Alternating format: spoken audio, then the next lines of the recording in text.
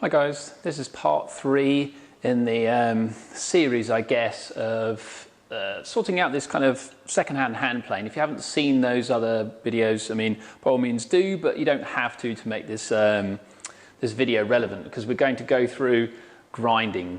Grinding essentially is when you want to, when your blade is kind of damaged in whichever way, or you've been sharpening it for a long time and it needs to be kind of sorted out. You can't just sharpen forever, because it takes kind of, it's a combination of you sharpen and sharpen and sharpen, and sometimes it will take you a long time to sharpen. You need to kind of grind your kind of tool to make your sharpening more efficient and quicker. So that's what we kind of be discussing in this this episode, I guess, or this this part. So in basic terms, there are other ways of grinding things, but in the most basic ones are this tool. This is called a bench grinder, or I sometimes call it a dry grinder. So this is a cheap way of kind of sharpening things. And then a different version is this one. This is a wet grinder. So, and you will see me in this video actually demonstrating how I use both of these, because that's clearly going to be a part of it, and me grinding kind of this blade. So for the school, we use these. The brand is a Tormek. We use this grinder. Mainly the reason why we use these for people who are starting out is that it uses water, and because it uses water, it is not heating your material up, your blade. And heating this up when it goes kind of black or red or whatever, blue, whatever color you go to, that is not good. You should never do that to blades, because it loses the temper. I'm not going to go into, you know, blades and things like that. If you're curious, to do some research into it, but it's no good. If you heat these up where they go red hot, black or blue, whatever kind of color, then yeah, you've lost the correct hardness for your blade, whether it's a chisel or a plain blade. So you don't want to do that. So with a bench grinder, because it is not water cooled, well, then you can heat them up. But the main difference between the two is that this one cuts a lot faster than this one. This one doesn't burn things, but it cuts a bit slower. But also there's a cost factor involved as well with that. That this one is, you know, let's say it's kind of the machine itself is like £100 or something like that, or $100. It depends. You can go a lot more, but let's say roughly that much. And a wet grinder like this, a Tormek, depending on what spec you get, could be £250, $280, you know what I mean? Or up, could be up to 400. So it depends on the model you get and things like that. So, you know, there's a big cost difference between the two. For me, my personal preference and the way I've been trained, I use a bench grinder like this. It's nice and fast, so I prefer fast. And then you just have to be a bit more disciplined. So when you're grinding on this one, that you just dip it in water. When it starts to get a bit warm, where you just kind of dip it in water, you're not quenching it, you're just always getting a bit hot, so then you dip it in water before it heats up, but it cuts about 10 times faster than this one. So for me, I just want to do things quite quickly, but this takes a bit more skill using this. But also what we have done on this one, and I'll show you some images of the particular stones we have on this one, has a kind of man-made diamond stone on it. And this is kind of new-ish to me, that I haven't used these in the past, and I absolutely love it. It cuts very quickly. The main reason we bought it is because we have like high-speed steel scraper blades that we make here at the school, that, and I make them as well, that we need to have something like this that's such a hard material. It cuts through it very quickly, but after that we've just left it on here, and it cuts through any blade like ridiculously fast. They're very expensive. This stone costs £100, so more than this, but then again, it's a kind of time-saving thing. If you want to make things quickly and make lots of profit potentially, then you've got to do things quickly. If you turned this on and started grinding this, and it took you 2 minutes, it would only take me 2 or 3 minutes to grind this, and the setup of all of this would take you 15, 20 minutes, then accumulated that takes a while, depending on what you need to do to your blade. So I'm going to kind of set up both of these, and I'll set up different cameras. I'll set up a close-up one so you can kind of see the two different methods. But primarily what I'm trying to do to this is I'm trying to get this kind of square at the top of it, and I'm trying to get the required angle. So you need you'll need an engineering square, and you'll need, this is called an angle finder. This angle finder, and I'll go into this a little bit more of what angle you kind of need in a minute, but the angle finder just goes kind of like this, and it will tell you what angle this blade is at. And again, I'm going to go through, there's a couple of different angles that you could possibly choose to grind at, but I'll go through that kind of in a minute. So with the Tormek, or the kind of wet grinder, I'm going to go through some of the kind of things that you need, essentially. Like some of them you will get with the kit, like I said, but you know, you will get a kind of a fence that kind of slides on here that your blade's going to go into. Other things that you don't get, but you should definitely have, like I mentioned a minute ago, an angle finder and some kind of square. It needs to be quite a kind of stubby little square, because you'll see why, because you want to check that it's square when it's in the jig kind of on here. So I've got kind of two blades, because I've got, this is the plane that I kind of bought for this kind of lesson. So I bought that, and then I already had a previous one. So I've got this blade, which is almost identical to that one, a slightly different make, but you know, for argument's sake, it's the same kind of thickness, because I want to grind this one on that machine, and I'm going to grind that one on this machine. You're not going to set a timer necessarily, but you'll see kind of the, you know, what goes on. So what after that? So it is it's a wet grinder. Also, this stone could do with kind of redressing. I could do this kind of as a whole separate lesson, but I wanted to keep this a little bit short because it's primarily around kind of this and this series, but it also will be tips on grinding as well, obviously. So it needs to be in water. So this is the little kind of trough here. This gets kind of lowered down. The stone should not be sat in water if you've not been using it for days and days, because it's not very good for it to be sat in a certain area. It could kind of swell up. So once you've finished using the machine, take this little thing off, and when you want to use it, of course, you have to kind of hook it up like so. But what you'll spot, I'm going to turn it on now, so there will be a bit of, you know, a bit of noise, obviously. It's not too noisy, but, you know, obviously you're going to hear it. So you can see it's dry at the moment. You need to then, there is a kind of line in here that you'd kind of pour the water. This thing here, we've made this at the school. It's just got the little trough in here. It's because when you spill lots of water, instead of it going all over your bench, if, you know, students make a mess, then it pulls up into here as opposed to just spilling all over the floor or over your bench. So pour water in this until you see it. It goes to its kind of line, but you don't just start sharpening now. This is like a giant sponge, and it will soak it up. You'll see in a minute that this will go kind of dry. So you don't want to start kind of sharpening and then have to, you know, you could stop through. It wouldn't be a disaster to kind of stop. But you need to wait for a minute, because it will soak it up and it will go dry in a minute. Because like I said, this is a sponge. It needs to absorb some water to be kind of saturated. Because I can see the water level going down and down and down. Now you can see it start to dry up. Clearly you don't want to be in the middle of sharpening. So, and essentially what I meant by redressing it is that this stone here gets rusty, gets kind of debris. It wears down. It's an abrasive stone, so you need to kind of skim off the surface. But like I say, if you are interested in that, well, clearly there's going to be other YouTubers out there doing that, then you can do that, or I will have one in the future. But for now, I'm not going to go through redressing. It probably needs it, but I'm not going to do it just yet. It will still work okay. So I'm going to keep topping this up. So it's kind of ready. That would probably do, but I'll keep the water on hand in case I need it in a minute. So the jig, kind of, it's self-explanatory really. It goes the kind of writing kind of towards you, slides on like so. Then your blade goes in here. You do need to kind of tighten up this side first, just to pinch it over here, and then go over to this side to make sure. Because if you don't push it over this way, then it kind of locks itself at 90 degrees. If you were to kind of do this and clamp it up, well, clearly that will be no good. It will be quite a bit of an angle. So I need to go in like so, make sure that, I haven't checked the angle yet, but I'll go through that. So actually one thing first, let's just say that the angle at the top, and I'll add some pictures here so you can understand a little bit more. So this is, you know, the top of your blade, this is the angle. This is called your bevel. So the bevel part here, this is the underside of the blade, which we flattened kind of already. So that's your bevel. And there's two main methods of sharpening. My method is that I just have a primary bevel and I sharpen at my primary bevel. Another way of sharpening is that you have a primary bevel and a secondary bevel. Most of us end up at the same primary bevel, but which is 30 degrees. For planes like this, you're going to kind of sharpen this at 30 degrees.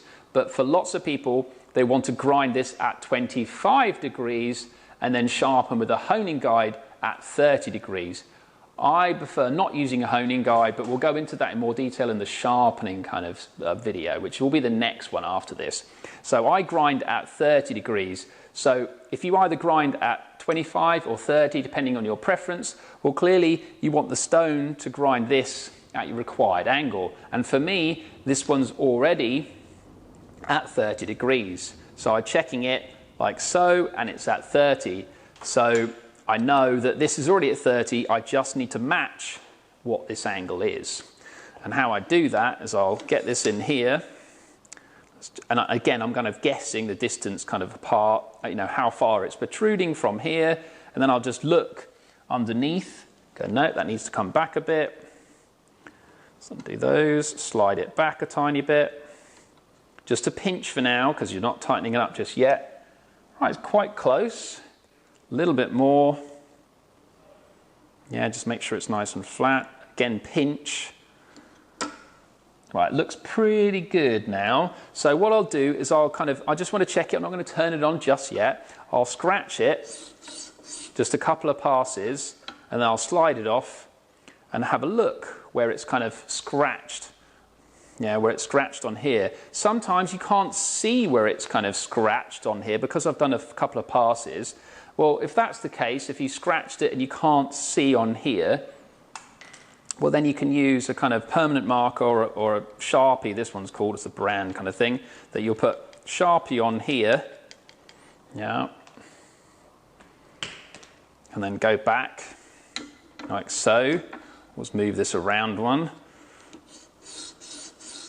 Scratch it again, and then you'll see where it's kind of where it's rubbed off on there, where the Sharpie has been removed. And you go, actually, that looks pretty good. I've removed the Sharpie quite consistently on there. Then I've got it in the right position, yeah? So now I'm kind of ready to turn it on. So, like, safety-wise, this is a hell of a lot safer than that one. That one has sparks. This one, I can't remember what RPM this runs at. It's very slow, as you can see. This one, what does it say, kind of RPM? I don't know, but let's say it's, I don't know, 10 times, something like that. It's really, really fast. Sparks, and you don't want to get your hand near that. It can really badly cut you. This one, I'm not saying it can never cut you, because you've got to be careful it doesn't fall off the side here, or this doesn't fall off the side. But clearly, this one's a hell of a lot safer than that for two different reasons. Like I mentioned before, the burning, it's not going to burn it. That one can, but that one, you don't want to get your fingers anywhere near it. So this one's a hell of a lot safer. So now I can tighten these up a little bit more. And again, making sure it is clamped parallel on the underside. I'm not skewed it over, and it is pushed over to the side here. So it should be pretty square. Right, so turn it on. And my method is I tend to have my fingers kind of down here. You don't have to. You've got to try it out yourself and see. I tend to have it like so, and then kind of go backwards and forwards. I can already tell that it's a bit tired, this stone. Yeah, just do a few passes. I tend to go back up like this, slide it off to have a look, and then tip the water back in there. Because otherwise you're just, again, making a big puddle, and you don't want to keep doing that. Then turn it over. Try to use rather than using your hands, because you might not be able to see because there's water on top of there. Try and use a rag, yeah, and clean it off to have a look, like inspect kind of what's happened. So the thing with this is to do a little bit, check, adjust it if need be, and a little bit more, check. Yeah, you keep checking things. That's the key. You don't want to do this for 5 minutes and realise that you've completely got it set up kind of incorrectly. But it is it's a slower process. That one's very fast, but it's very different. That's the second one I'll do. So, do a few more passes. Yeah, you don't want to go, like I said, too far over, because clearly the stone isn't as wide as the blade, so you do have to go kind of side to side. And I'm trying to pull back. It has got a little bit of play between the kind of the size of this little hole and the shaft, it is what it is. You can get replacements for that, but they're not perfect.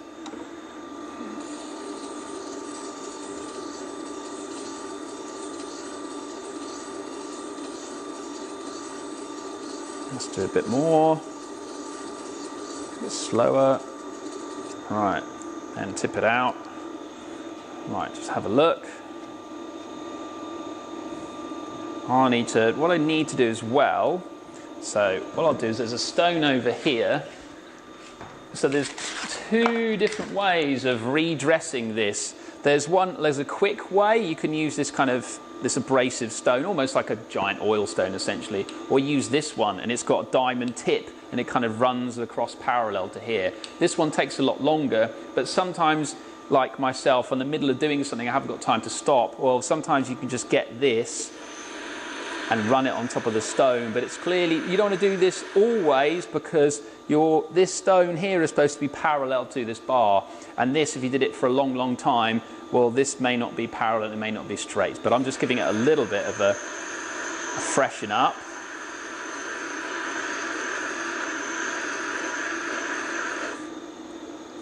Yeah, let's see if that improves it.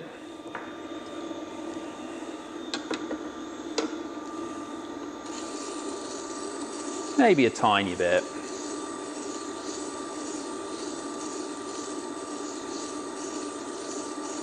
But if this was me, I'd be on the other one. You'll see how much time it's going to save by doing that one. So that has improved it a tiny bit, but I'll show you kind of there, or kind of move it around, that it's doing a bit more here and not quite enough kind of over there.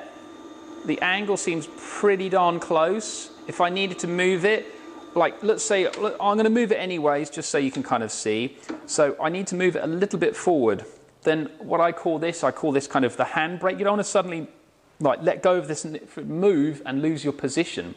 So hold these two fingers and push in that direction, like a handbrake on an old car anyway, like a handbrake on a car. So I need to push it forward very slightly. I'm going to push it forward a kind of millimetre or something, a very, very small amount, but I'm now pushing that way. I'm going to re-tighten. Yeah. Now I'm going to try it again, because I said I've just moved it a slight amount, and I didn't lose my previous position.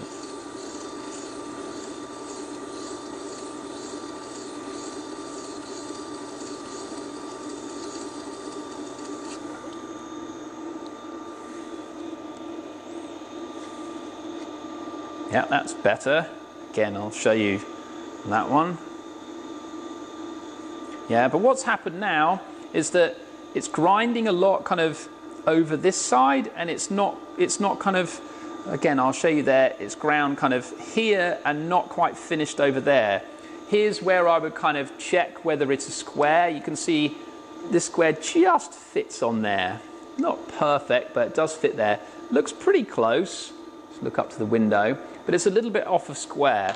You can be 1 or 2 degrees off of square in the kind of this dimension, and the same if you don't hit your 25 or your 30 on this, your plane will still work if it's like 1 or 2 degrees out. If you grind this and it goes to like 35 or kind of higher than that, it's going to physically stop working in this. And if you went to 20 or lower, then the blade tip would be too delicate. So there are limits. So it's essential that you do need an angle finder when doing this. There are other methods that you can use to check the angles, but I find this one the fastest one and clearly reliable. So for me, that it's grinding here and not grinding over there, but I've already got it locked. I haven't made a mistake and not pushed it in position. It's just because that it's got a little bit of play here and there. There's a few discrepancies. So I need to start sharpening this side more than that side. So if you flip it over, I need to concentrate more on that side. So what I'll do, instead of keeping the same method as I had before, I'm going to do a few on this side, 1, 2, and then a full one, 1, 2, 3, 1, 2, 3, kind of like that.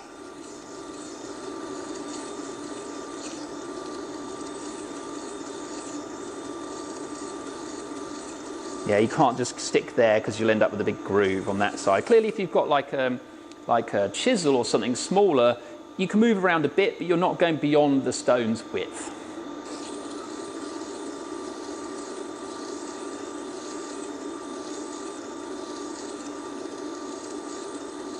And this also is called, another way of describing this grinding, either on both of these machines, is called hollow grinding. Because this stone is round, it's giving your bevel a kind of curved face. All right, so I still need to do some more work on that, but it's improving.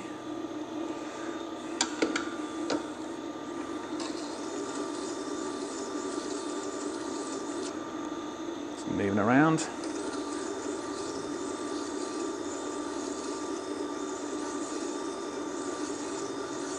Yeah, this stone definitely needs kind of redressing.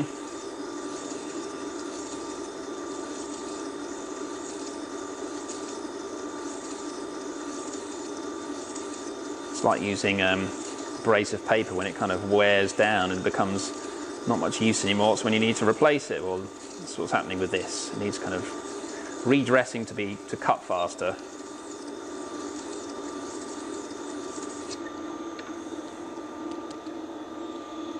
Alright, I think we're there. No, not quite. There's a tiny bit, almost there. If you look in that camera, you can see there's a little bit of shiny stuff there, which actually doesn't matter that much, but I just want to kind of get rid of it. Because it's not, you don't want any shiny polished bits at the tip of your blade. I don't know if this one's been, yeah, that one's been kind of mangled around, but I'll show you a few pictures what I mean. Alright, let's do a bit more here.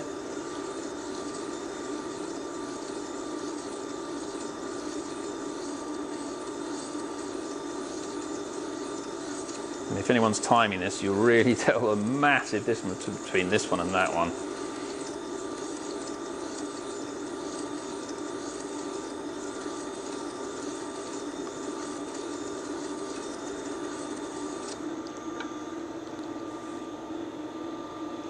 No, still got a little bit.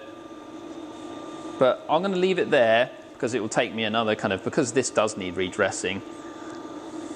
All right, I'll stop that. So you haven't got the noise anymore. So if I kind of zoom in here in a minute through editing, that you'll see like there's a tiny polished bit here still. That's just because when you sharpen your blade, it kind of hits the two. So you've got hollow grind and it hits the two parts, the way I sharpen anyway.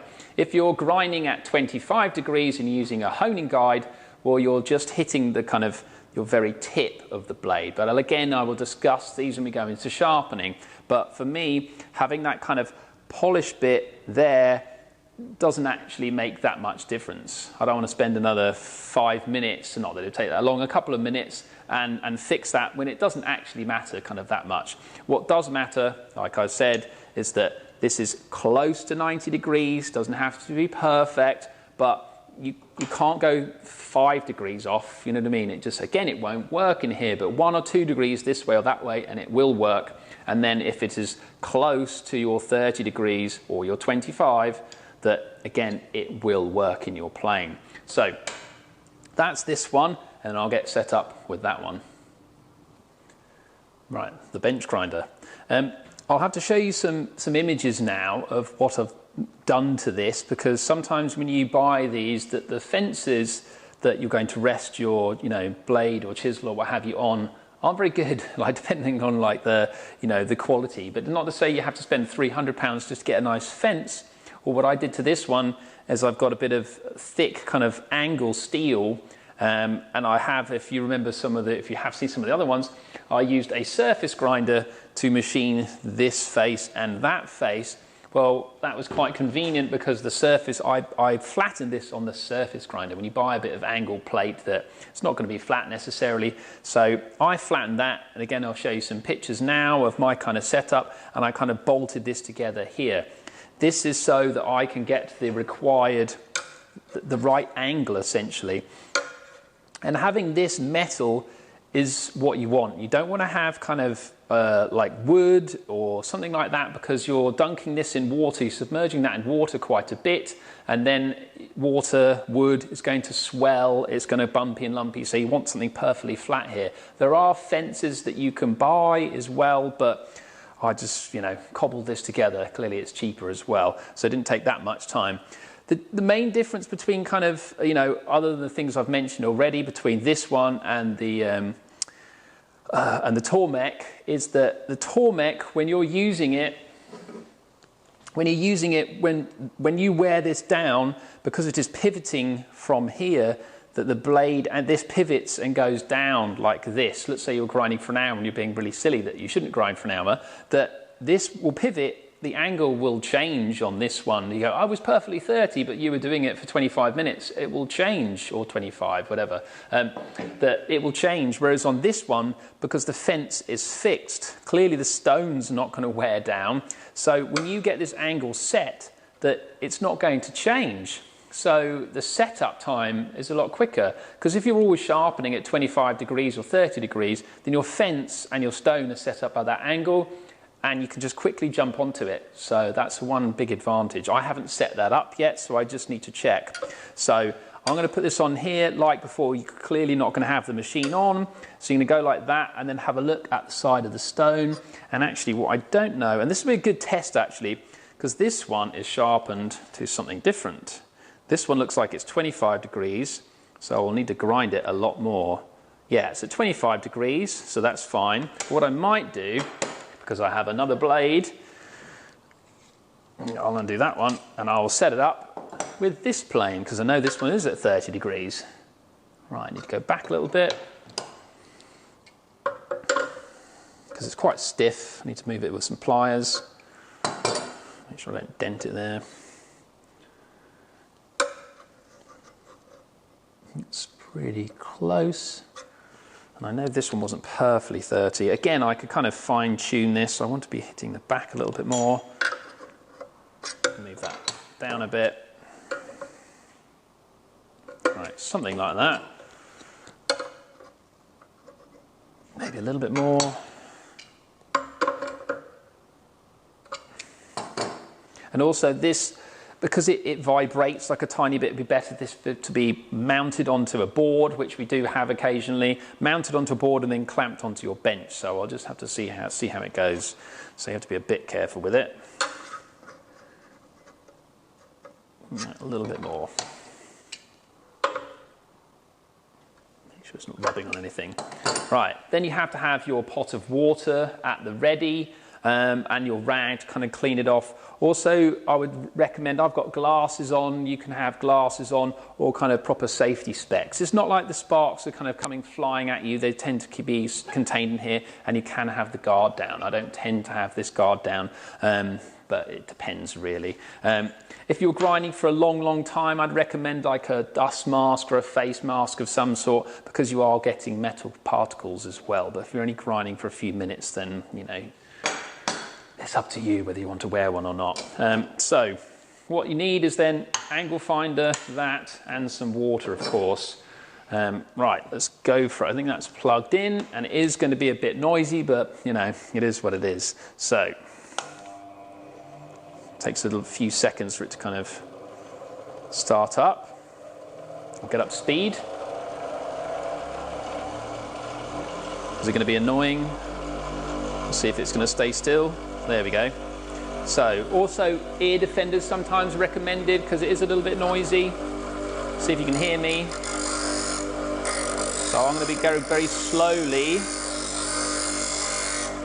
to start with, and this fence has become kind of bent over very slightly, but I'll try and keep. So another difference, of course, there's many difference, is that clearly the 30 degrees is sorted, but then you can do this. Yeah, which you couldn't do on the other fence. So you've got to be careful that you keep this at 90 degrees. So that's the main downfall of this system, or this method, is that you're in charge of doing that. But, you've got to be careful. So.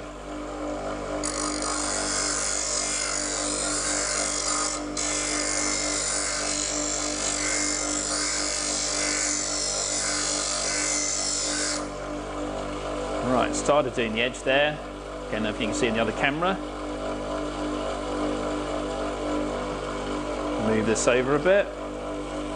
Right, and I would recommend like not wearing gloves. You might say you want to wear gloves to stop, you know, sparks and things, but to be honest, there's not that many. But if you have gloves on, you can't feel how hot this is getting. So you do want to feel, this should not be, you should not get this as hot where you can't touch it. So if it gets that hot, you should be dunking it in water anyway. And thinner blades get hotter quicker. Thicker blades absorb more heat essentially, and because you've got that metal plate there, that absorbs some of the heat as well.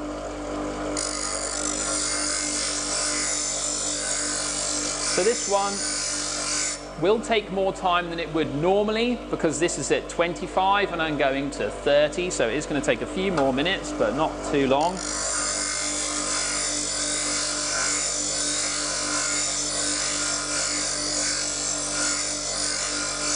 And also this stone is a little bit tired, it's a few years old now, so right, check that it's 90 degrees, needs a little bit more this side. I'll check the angle in a minute.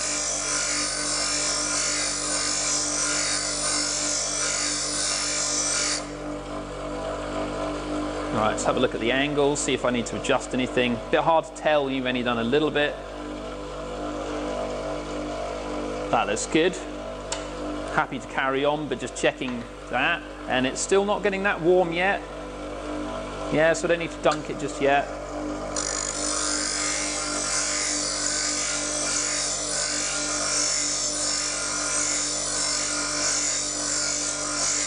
Yeah, there's a little teeny black bit there, so I'm going to dunk that. I've still got quite a lot to remove on this. So not much pressure, very, very little pressure.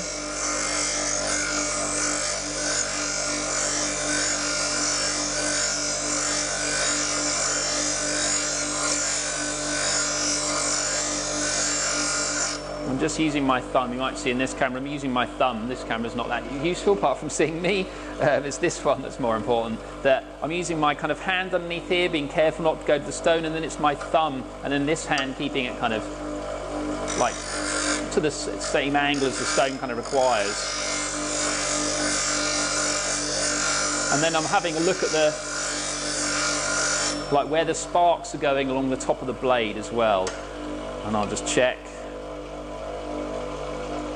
It's pretty consistent now, so I'll just keep checking that. And again, I don't need to check the angle anymore, just need to dunk it in water every now and again.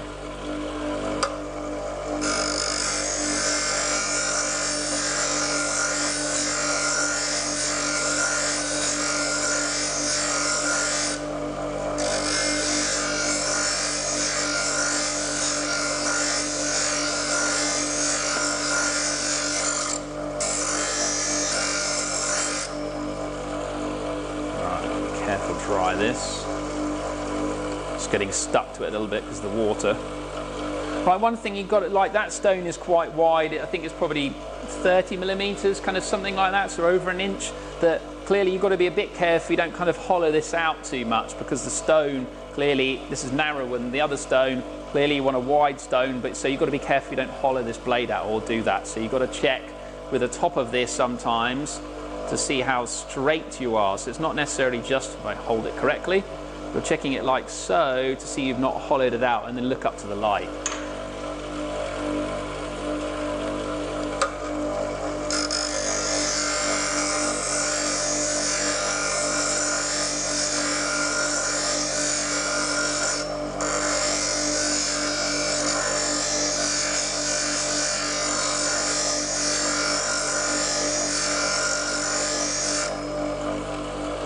Right, getting there.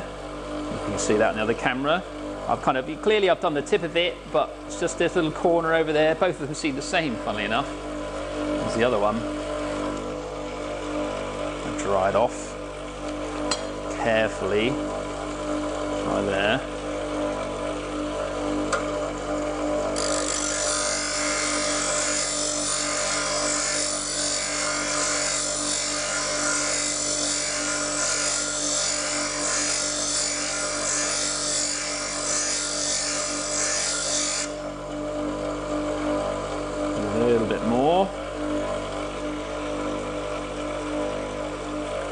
check on how square I'm keeping it. Pretty darn square. And the angle, like I said, is not going to change.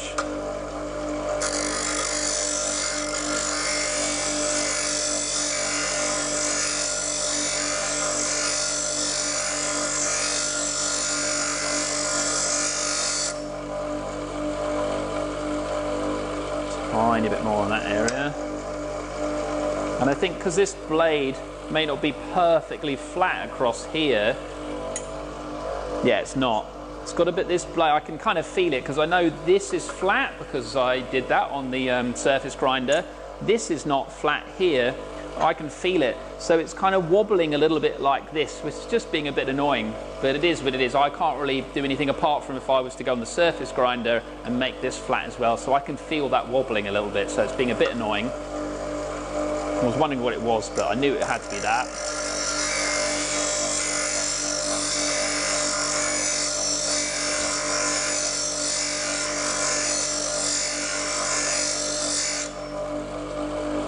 Right, a little bit longer.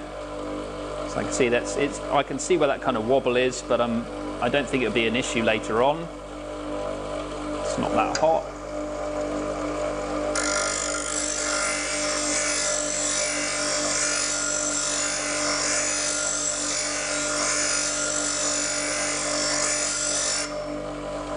All right, that's fine.